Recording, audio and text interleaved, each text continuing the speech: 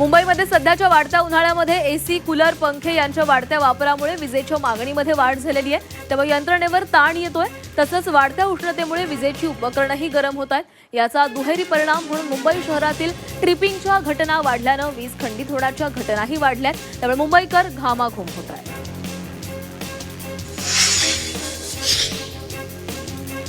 जळगाव जिल्ह्यामध्ये तापमानाचा पारा हा 44 अंशांपार गेलेला आहे। त्यामुळे वाढत्या तापमानाचा थेट परिणाम भाजीपाला उत्पादनावर दिसून येतोय। मात्र बाजारामध्ये भाज्यांची आवक घटल्यानं दरात लक्षणीय वाढ झाली आहे। दरम्यान जळगाव जिल्ह्यातील बाजारात बहुतांश भाज्यांचे दर हे प्रति किलो 20 ते 30 रुपयांनी वाढलेले आहेत।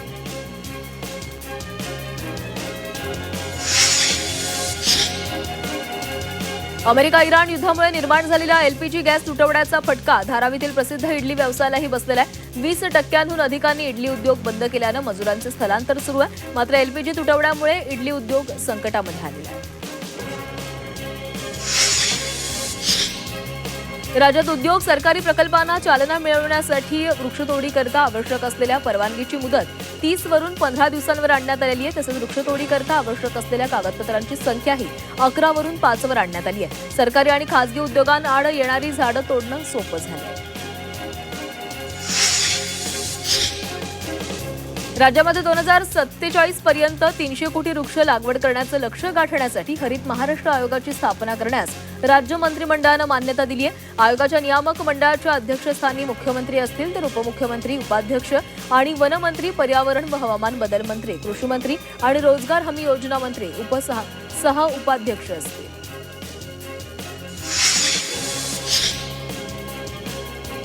मराठवाड्यामध्ये वाढत्या पाऱ्याचा थेट फटका जलसाठ्यांना बसतोय। त्यामुळे मराठवाड्यातील ग्रामीण भागाची तहान भागवण्यासाठी आता प्रशासनाला टँकरची गरज भासतीये। अशा परिस्थितीमध्ये टँकरच्या संख्येनं शतक पार केलंय। सद्यस्थितीमध्ये 89 गावं, 26 वाड्यांमध्ये 106 टँकरनं पाणी पुरवठा केला जातोय। साताऱ्याच्या माण तालुक्यामध्ये पाणी टंचाई निर्माण झालेली आहे। या पार्श्वभूमीवर जिल्हा परिषदेच्या मुख्य कार्यकारी अधिकाऱ्यांनी टंचाईग्रस्त गावांना भेटी देऊन समस्या जाणून घेतल्या। यानंतर आढावा बैठकीमध्ये काय उपाययोजना कराव्यात याबाबत माहिती देण्यात आली।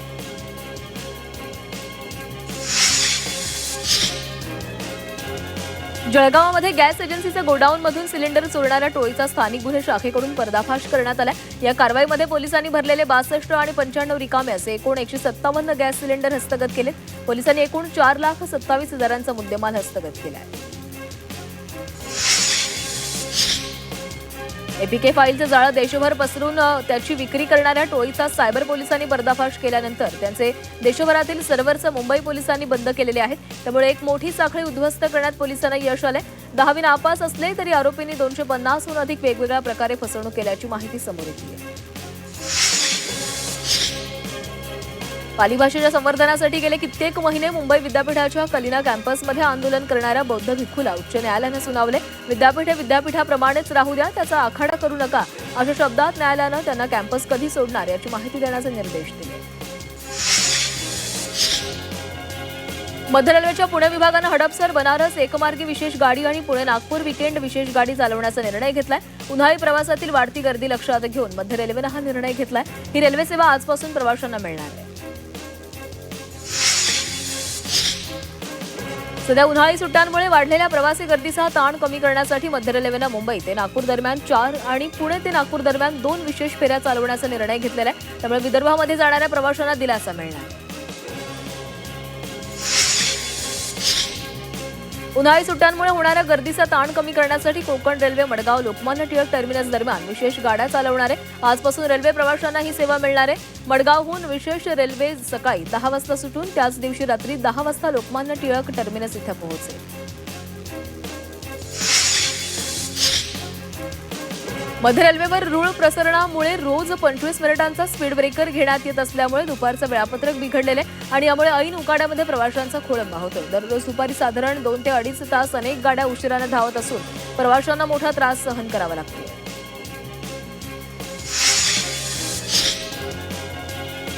मध्य रेल्वेच्या ताफ्यामध्ये काही दिवसांपूर्वी दाखल झालेली नवी एसी लोकल सीएसएमटी पनवेल या हार्बर मार्गावर चालवण्याचा निर्णय घेण्यात आलाय। यामुळे हार्बर मार्गावर एसी लोकलच्या आणखी 14 फेऱ्या वाढणार आहेत। महाराष्ट्र दिनाचं औचित्य साधून ही लोकल सुरू करण्यात येणार असल्यानं अधिकाऱ्यांनी सांगितलेलं आहे।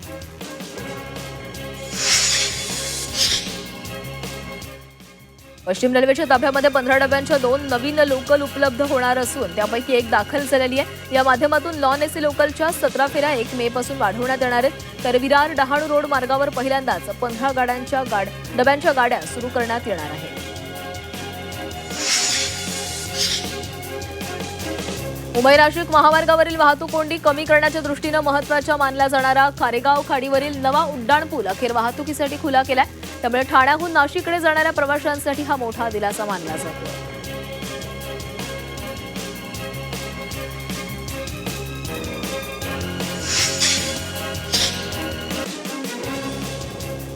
नवी मुंबई आंतरराष्ट्रीय विमानतळावर प्रवासी संख्या तब्बल 4 लाखांच्या उंबरठ्यावर येण्याची शक्यता आहे. या विमानतळाची आतापर्यंतची एकूण प्रवासी संख्या 3,93,000वर पोहोचलेली आहे. तर लवकरच हा आकडा 4 लाखांवर जाण्याची शक्यता आहे.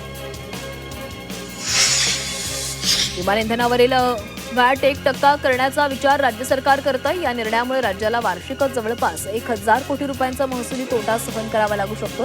विमान तिकिटांचा दर कमी करण्यासह विमान कंपन्यांना आर्थिक दिलासा देण्यासाठी केंद्र सरकारनं राज्यांना विमान इंधनावरील व्हॅट कमी करण्याची शिफारस केली.